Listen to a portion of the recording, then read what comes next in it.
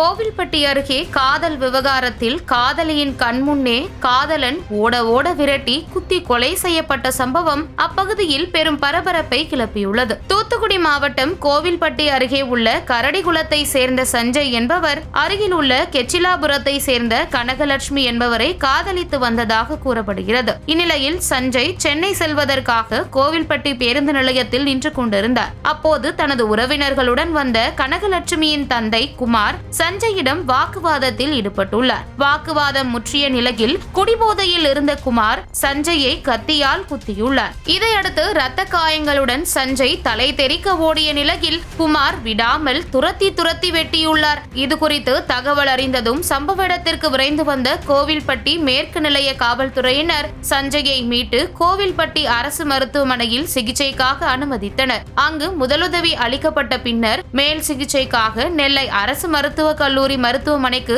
அனுப்பி வைக்கப்பட்ட சஞ்சய் சிகிச்சை பலனின்றி பரிதாபமாக உயிரிழந்தார். இச்சம்பவம் அப்பகுதியில் பெரும் சோகத்தை ஏற்படுத்தியுள்ளது.